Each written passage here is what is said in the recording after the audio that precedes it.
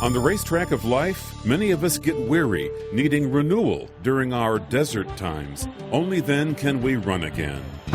We don't know what's ahead around the next bend in the road, but God does. He knows what we need before we get there. At Gilgal, God taught Joshua and his people some crucial lessons we need to hear today to face the challenges of tomorrow. Stay with us. From Chicago's Moody Church, this is Running to Win with Dr. Erwin Lutzer, whose clear teaching helps us make it across the finish line. We're in a series on Getting Started Right, lessons from the life of Joshua. Join us in Joshua chapter 4 as Dr. Lutzer speaks on Let's Get Ready for Battle. Some of you may have in your past some disgrace that has never been rolled away, and it continues to hamper you in your Christian experience. It could be a divorce, it could be immorality, it could be some disastrous decision that you have made, and you wish that it would depart, but there it stands. Today, I have been praying that God will give you the grace to see it rolled away. One day I met a woman who had a tattoo on her arm, and it was very evident. It was very visible, and so I had the nerve, sometimes maybe too much nerve, but I did have the nerve to ask her where it came from, and she said, I was dating a fellow who was an alcoholic. He was not a good man, and she said, he did that to me. He left that tattoo there, and she said, now I'm married to someone else. I wish I could get it off, but she said, I can't. There's some of you listening to this message who have a tattoo on your soul. It's that disgrace. It's the shame. And because of that, you're in the wilderness of your experience. And God says, I want to roll all that away so that you can get on with blessing in the land of Canaan. Well, now, with that background, what was there at Gilgal? What helps us in our spiritual journey? First of all, Gilgal was a place of remembrance. I spoke about this last time. You remember there were 12 stones that were taken out of the Jordan River, and then they were taken and they were set up at Gilgal, and that was a monument to God. If you read the text, you discover that there was another monument actually in the middle of the river, which Israel could not see after Jordan began to flow again. And that symbolized death. God says, I'm going to symbolize death over there, and this is resurrection. You see, what the Jordan River, spiritually speaking, symbolizes is a death to self. We finally come to the same place that George Mueller did when he said, there came a day when George Mueller died. Listen to me very carefully. The struggles that you and I have, the lack of victory over sin, the excuses that we make for our desert experience, the pouting and the criticism, all of that sometimes comes as a result of the fact that we have not died to self. And Jesus said that except a corn of wheat fall into the ground and die, it abides alone.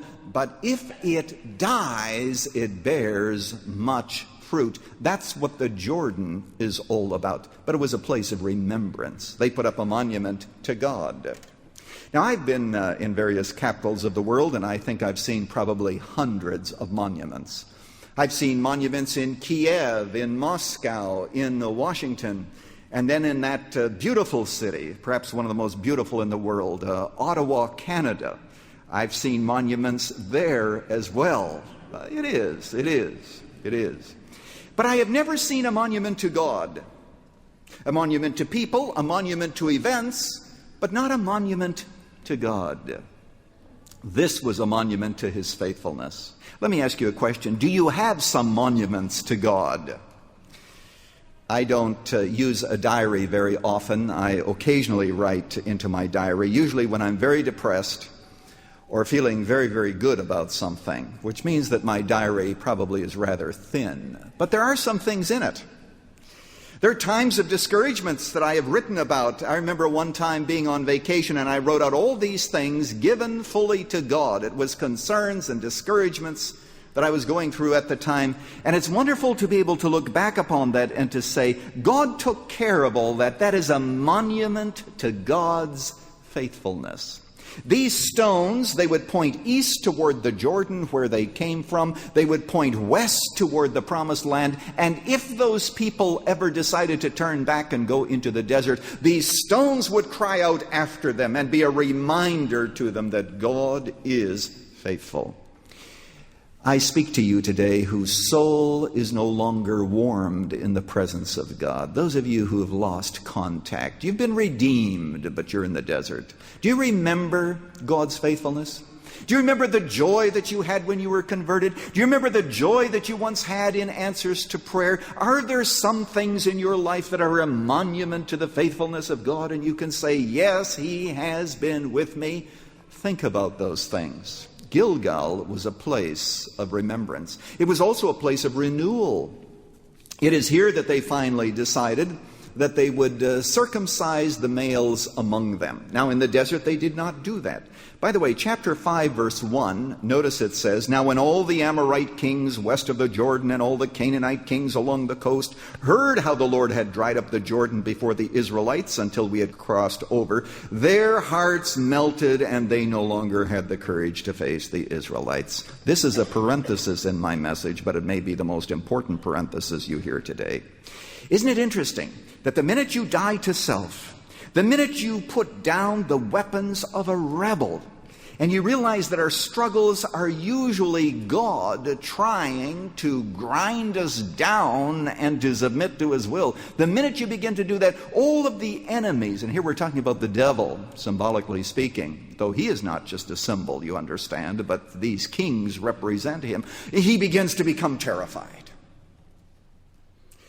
There is nothing that would frighten the devil as much as a congregation that came to the end of itself, that was broken before God, like water that is spilled on the ground that cannot be regathered, where we simply say, God, we are before you for whatever.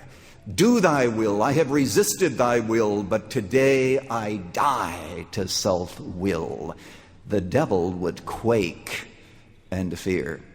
Well, I told you Gilgal was a place of remembrance. It was a place of renewal. They finally obeyed God. Verse 2, they circumcised the males. Now, why had they not done that before? You know, it's difficult when you're in the desert because